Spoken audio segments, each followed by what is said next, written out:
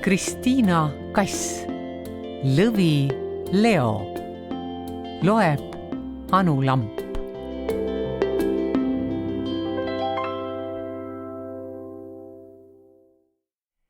Lõvi Leo läheb poodi. Lõvi Leo oli oma uue elu ja tööga politseijaoskonnas väga rahul. Vana diivan oli magamiseks mugav, töökaaslased olid toredad ning lihapallid, singikäntsakas ja aeg-ajalt mõni mõnus krõbe kont käisid töötasu juurde. Leo ootas põnevusega, milline saab olema tema esimene tööülesanne. Vahest minnakse pangaröövleid vahistama, ehk kihutatakse sireenide ulgudes autoärandaja järel. Küllap hoitakse kõrvale, kui paremalt ja vasakult püstolikuule mööda vuhiseb. Politseinike töö on ju teadagi ääretult ohtlik ja põnev. Tsirkuse direktori telekast oli Leo näinud päris mitmeid politseifilme. Millal me röövleid kinni nabima läheme, küsis Lõvi Leo ülemkonstaabel Overlockilt lootusrikkalt. Ma tahaks ikka juba tööd ka teha. Ülemkonstaabel Overlock prahvatas naerma, nii et vats vappus tükk aega. Et sul käpad juba sügelevad töö järele, egas midagi. Ta võttis paberilehe ja kirjutas sellele midagi. Näe, siin on sulle raha ja siin ostunimekiri. Meil on kohv ja saiad otsas, ole mees, käi poes ära. Pettunud Leo võttis raha vastu ja torkas ostunimekirja taskusse. Paberile oli kirjutatud pakk kohvi, purk piima, kilo banaane, 10 saiakest ja 2 lihapirukat. Kui Leo oleks lugeda osanud, siis oleks ta ehk arvanud, et lihapirukad olid mõeldud temale, aga lõvipoiss oskas hädavaevu ainult oma nime veerida. Leo võttis jalgratta ja väntas poe poole. Poe nurgal nägi ta ühte vana ja viletsate riietega eidekest, kes põlvitas maas ega rääkinud sõnagi. Iga kord, kui keegi poeukse poole sammus, ulatas eit mööduja poole paberilehe, kuhu oli midagi kirjutatud. Mõni heitis paberile pilgu, aga suurem osa marssis lihtsalt pead raputades mööda. Leol hakkas eidest kahju. Ta pani ratta poe kõrvale ja astus tädikese juurde. Jälle sirutas vanake oma kirja välja. Aitäh, väga ilus silt, ütles Leo, võttis paberi eide käest, murdis selle kokku ja pani taskusse. Seejärel sammus ta üle poe ukse ja oli väga rahul, et oli saanud tädile hea meelt teha. Leo ei näinud, et eideke polnud tegelikult sugugi rõõmus, et mingi võõras poiss oli tema vaevaga meisterdatud kirja käest võtnud. Pahaselt jäi ta ootama, kui kurikael poest jälle välja tuleb. Lõvi Leo ei mäletanud täpselt, mida ta pidi poest tooma. Kohvi ja saiakesi vist, aga millist kohvi ja kui palju saiakesi? Ta võttis paberilipiku taskust välja, läks kassaneiu juurde ja pani ostunimekirja letile. Tüdruk tervitas Leod naeratades ja hakkas paberit lugema.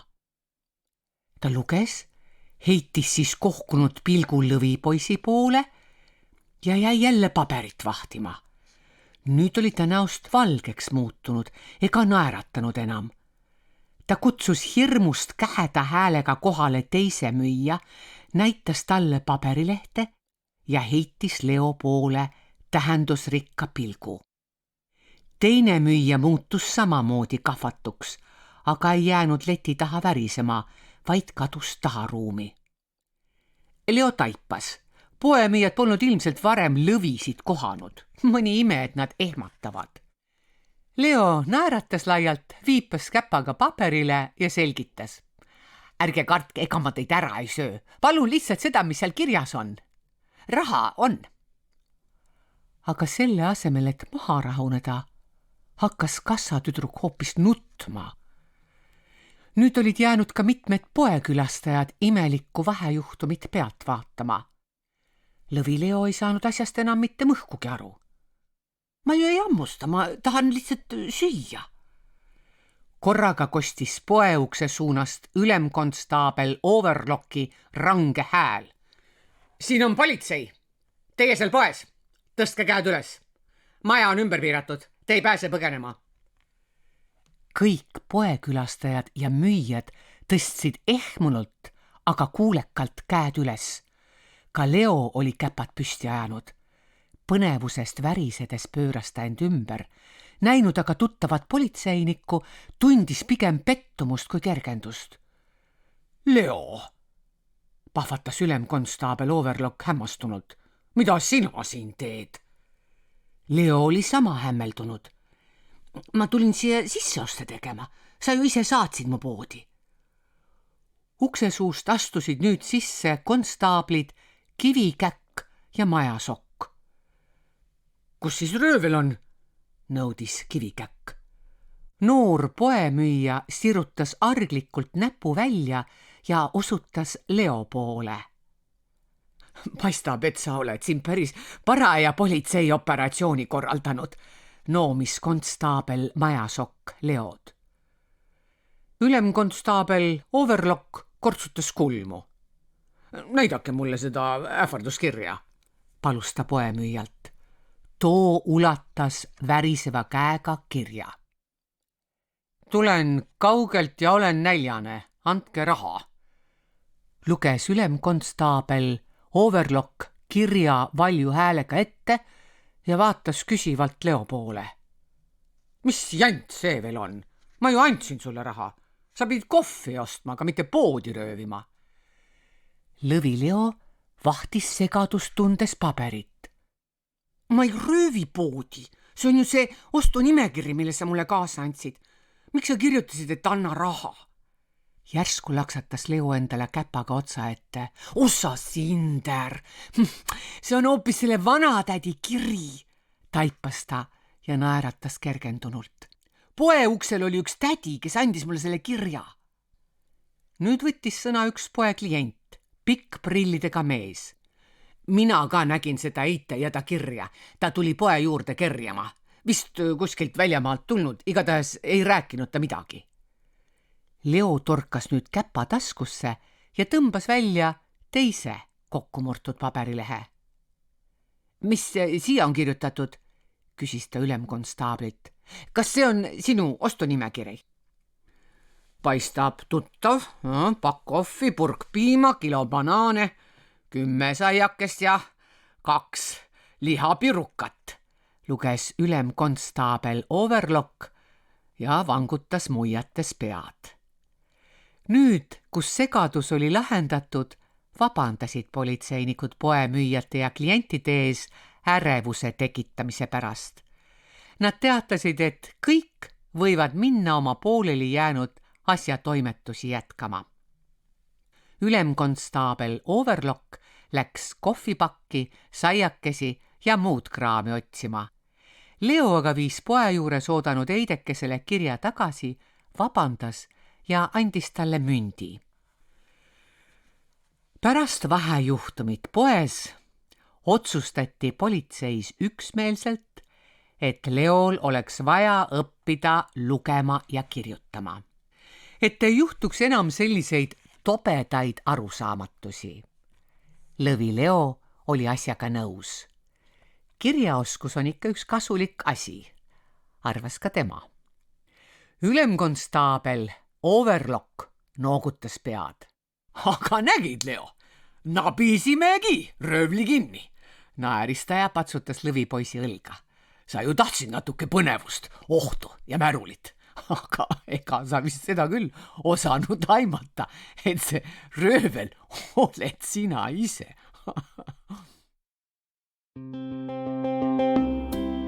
Kristiina Kassi raamatut Lõvi Leo luges Anu Lamp. Režissöör Tiina Vilu, helirežissöör Emma Tamm, produtsent Valter Kristjan Ooberg.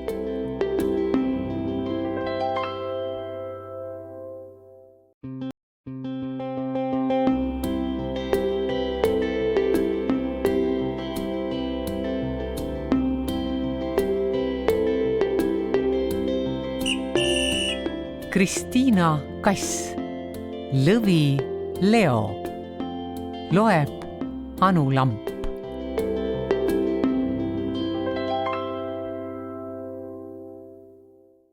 Lõvi Leo ja jalgrattapäev. Leo ei osanud lugeda ega kirjutada. Ega loomadelt ju tavaliselt kirjaoskust nõutagi, aga politseilõvilt küll. Niisiis läks Leo kooli. Leo klassijuhataja oli õpetaja Tiina-Liina. Too oli väga tore ja peaaegu alati rõõmus, ümar, prillidega naine, kellele meeldis hirmsasti lapsi õpetada. Õpetaja Tiina-Liina sõitis enamasti kooli motorolleriga. See oli Leo ja kõikide teiste laste meelest väga vahva. Vahel oli õpetaja Tiina-Liina natukene hajameelne. Näiteks unustas ta klassi tulles pähe mootorratta kiivri, nii et keegi ei saanud midagi aru, mida ta räägib. Ka Leo klassikaaslased olid toredad. Algul nad küll veidi kartsid Leod ja keegi ei julgenud tema pinginaaber olla. Näiteks Kerli pelgas, et Leo võib tal vihaseks saades pea otsast hammustada. Ta oli näinud telekast saadet, kus tsirkuse lõvi hoiab suud pärani ja taltsutaja torkab oma pea talle lõugade vahele. Isa vahetas just siis kanalit. Nii ei saanudki Kerli teada, kas lõvi oli taltsutaja pea otsast hammustanud või mitte, aga jube oli see igatahes. Kui Leo lubas, et ei hammusta, ei Kerli ega kellegi teise pead otsast, rahunesid lapsed maha. Ja kui nad nägid, et Leo on tegelikult väga lahe lõvipoiss, siis tahtsid kõik kordamööda tema kõrval istuda.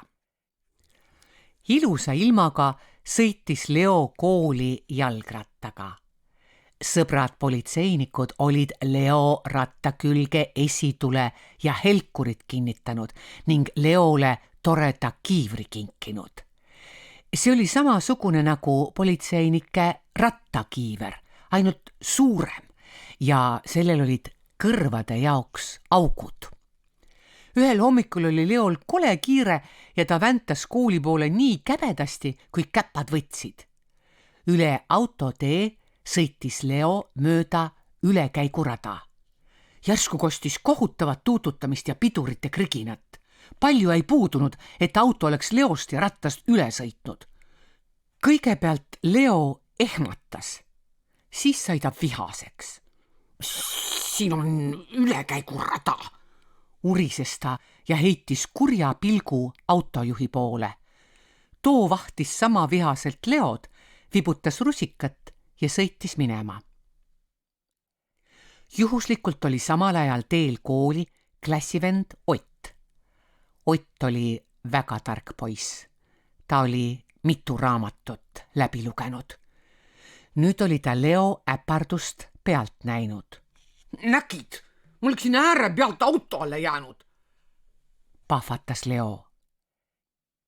Sa oled selles natuke ise süüdi, arvas Ott. Sa oleksid pidanud ratast üle tee käe kõrval talutama. Siin on ju ülekäigurada, imestas Leo. Autod peavad jalakäijatele teed andma.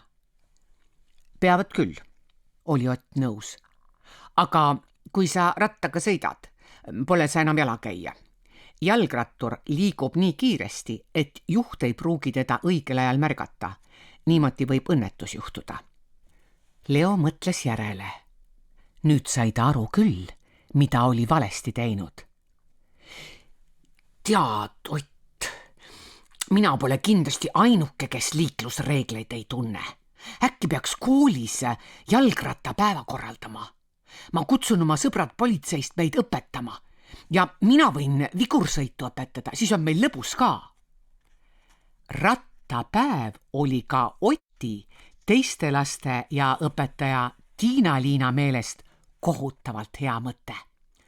Lapsed meisterdasid koos suure plakati.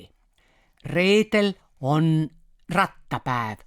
Tule kooli jalgratta või tõukerattaga. Kiiver pähe. Kokkulepitud päeval oli koolijõu lapsi ja rattaid täis. Asfaldile joonistati kriitidega sõidu- ja kõnniteed, ülekäigurajad, ristmikud ja liiklusmärgid. Politseist olid tulnud liiklust juhatama konstaabel Kivikäkk ja konstaabel Majasokk. Kõik esimese klassi lapsed, Leo kaasa arvatud, said nende käest kingiks erkkollased helkurvestid. Lapsed tõmbasid vestid õhinal selga. Niimoodi paistsid nad suuremate inimeste ja liikluse keskelt hoopis paremini välja. Peale liiklusreeglite harjutasid lapsed ka joont mööda ja sinka-vonka sõitu, keeramist ja pööramist, ühe käega ratta juhtimist ja kella andmist. Leo tahtis tingimata näidata, kuidas ta päris ilma käteta ja sadula peal püsti seistes sõita oskab. Aga selliseid trikke soovitasid politseinikud ainult ohutuskohas harjutada. Lõpuks õpiti ära ka rattakummide pumpamine, kettide õlitamine ja Lõvi Leo välja mõeldud jalgrattalauluke. Veel palju päevi hiljemgi kostis kooliõuelt, kodudest ja tänavatelt tuttav laul. Jalgrattaga on mõnus sõita, sest sellega saab aega võita ja justkui lausa võluväel sul lööd, siis saavad jalad käed.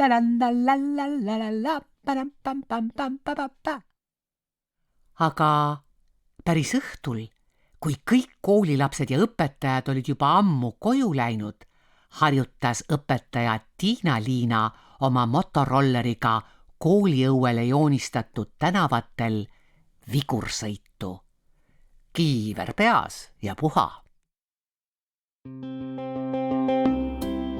Kristiina Kassi raamatut Lõvi Leo luges Anu Lamp. Režissöör Tiina Vilu, helirežissöör Emma Tamm, produtsent Valter Kristjan Ooberg.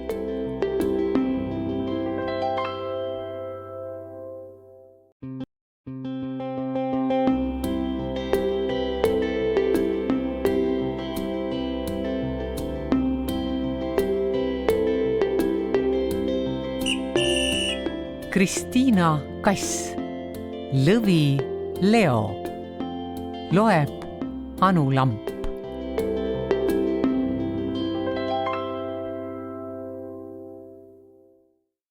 Lõvi Leo on abivalmis. Koolis räägiti vanakeste ja puuetega inimeste aitamisest.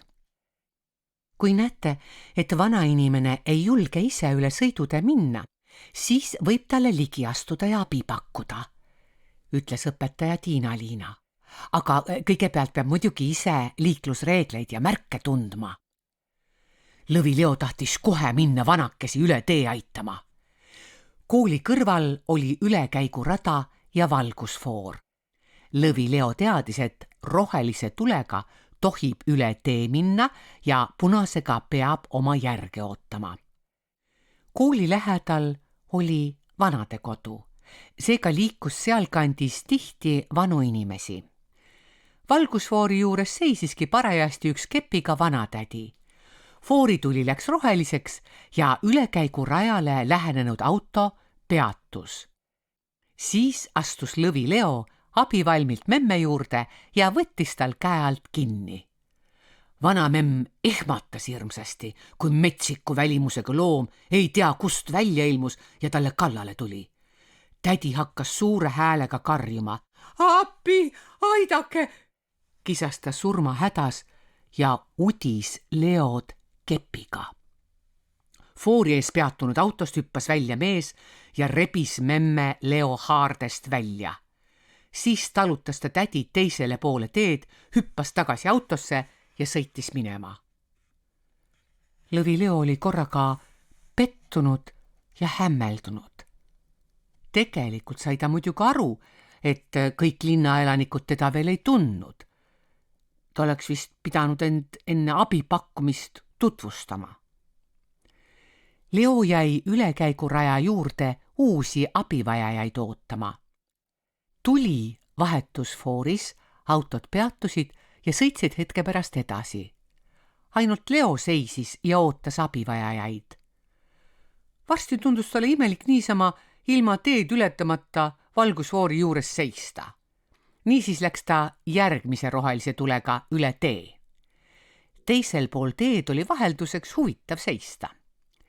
Ülekäigurajale lähenes mees valge kepiga. Ta kompas kepiga maad ja jäi foori juurde seisma. Lõvi Leo vaatas meest. Too ei näinud kuigi vana välja, nii et Leo meelest oli kentsakas, et ta keppi kandis. Jalad ei paistnud tal samuti haiged olevat. Igaks juhuks otsustas Leo siiski oma abi pakkuda. Tere, mina olen Leo, tutvustas ta end kepiga mehele. Kas ma saan teid aidata? Mees pööras end Leo poole, aga ei vaadanud talle otsa. Nüüd taipas Leo, et kepiga mees ei näe teda. Ta oli nägemispuudega ja valge kepp oli tema abivahend. See, et mees Leod ei näinud, oli tegelikult päris hea. Nii ei ehmunudki ta, kui Lõvi teda kõnetas. Aitäh, tubli poiss, ütles mees tänulikult. Palun juhata mind üle tee. Mees haaras Leol käevangust. Kui tuli fooris jälle roheliseks läks, kõndis Leo koos mehega üle tee. Mees tänas ja jätkas kepiga maad kombates oma teed. Leo aga õhetas heameelest.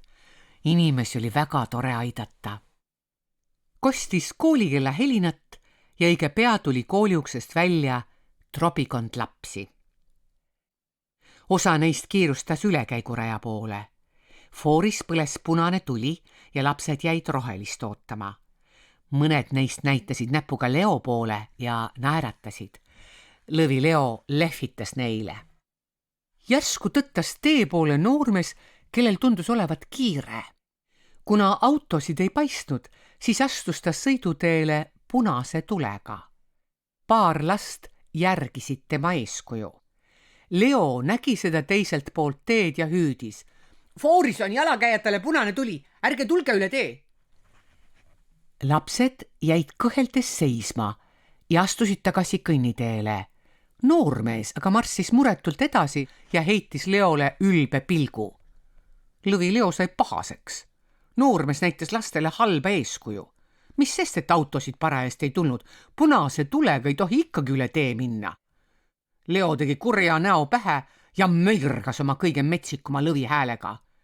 Noormees võpatas ja lidus siis suure kiiruga üle tee. Õnneks oli ka foori tuli selle aja peale roheliseks muutunud. Muidu oleks noormees võinud läheneva auto alla jääda. No nii, reipalt üle tee, hüüdis Leo lastele, kes olid teda suu ammuli vahtima jäänud. Leo vehkis käppadega, nagu oli näinud kunagi politseid tegevat, kui too inimesi üle tee juhatas.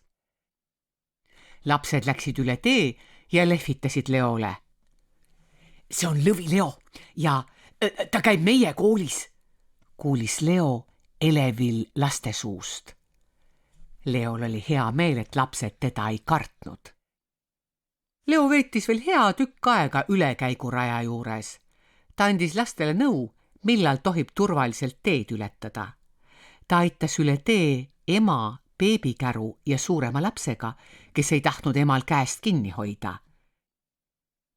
Veel abistas Leo ratastooliga vanaonu, kes ei saanud sõidutee äärekivist üle.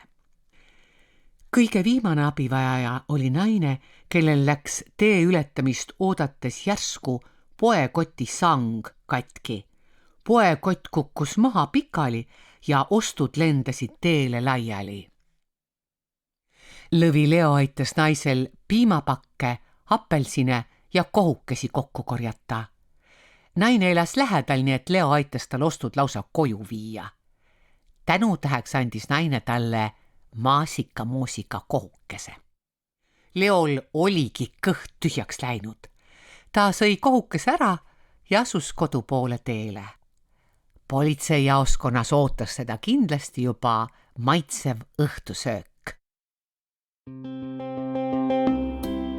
Kristiina Kassi raamatut Lõvi Leo luges Anu Lamp. Režissöör Tiina Vilu, helirežissöör Emma Tamm, produtsent Valter Kristjan Ooberg.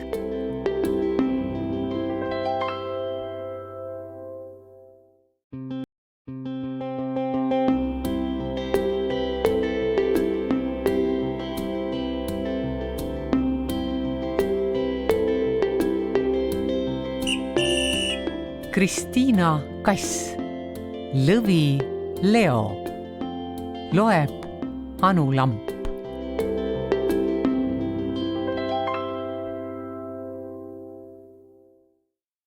Lõvi Leo läheb laulupeole. Varsti on noorte laulu- ja tantsupidu, meie läheme ka sinna, teatas ülemkonstaabel Overlock ühel suvepäeval. Leo sattus õhinasse. Muidugi oli ta kuulnud laulu- ja tantsupidudest. Siis oli pealinn mitu päeva täis rõõmsaid rahvariietes inimesi. Ühed tulid suurele peole laulma tantsima, teised nende esinemist pealt vaatama. Leo hõiskas ja viskas hundiratast. Minu esimene laulupidu! Kas lõvisid ikka lastakse sinna? Aga me pole üldse harjutanud. Ja kust ma rahvariided saan? Teistele tegi Leo elevus nalja.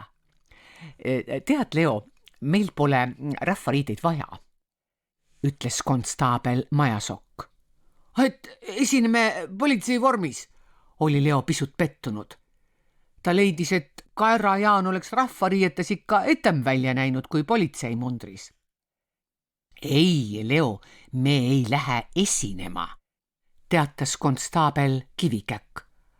Nii et siis lihtsalt vaatama. No tegelikult me läheme sinna ikka töötama, valvama ja korda hoidma. Kui ühes linnas on korraga nii palju rahvast koos, siis võib igasugu asju juhtuda. Taskuvargad, taipas Leo. Neil on rahvasumas lihtne tegutseda. No, võib-olla seda ka, nõustus Overlock. Aga kuna see on noortepidu, on linnas palju mujalt Eestist tulnud lapsi. Nad võivad kergesti ära eksida ja ka Tallinna lapsed võivad vanemad ära kaotada. Meie viime kadunud lapsed ja vanemad jälle kokku, kuulutas Leo. Pettumus selle üle, et laulupeole esinema või isegi vaatama, kuulama ei minda, oli korraga nagu pühitud. Politseil, seejuures ka Leol, oli peol tähtis ülesanne päästa kadunud lapsi. Leo polnud kunagi varem näinud ühes kohas nii palju rahvast koos. Isegi tsirkuses mitte. Leo kartis, et kaob ise rahvamassi sisse ära. Õnneks oli tal raadio, mille abil politseinikega ühendust pidada. Peagi nägi Leo väikest poissi, kes nutta tihkus. Ta teadis, mida teha. Ta tõttas poisi poole. Mis su nimi on? Küsis Leo põnnilt. Kus su ema on? Kas oled eksinud? Poiss ei vastanud midagi. Vahtis Leod suuri silmi ja kukkus veel kibedamini nutma. Ära muretse, poisu, lohutas Leo ja võttis lapsel käest kinni. Küll me su ema või isa üles leiame. Leo talutas poissi infopunkti suunas. Ta teadis, et seal on inimene, kes võis valjuhääldis kadunud lapse vanemaid taga kuulutada. Marko! Kostis järsku kusagilt kuri naise hääl ja Leole virutati käekotiga vastu pead. Suurest ehmatusest lasi Leo poisi käe lahti ja pööras ringi. Ta sattus silmitsi vihase naisega.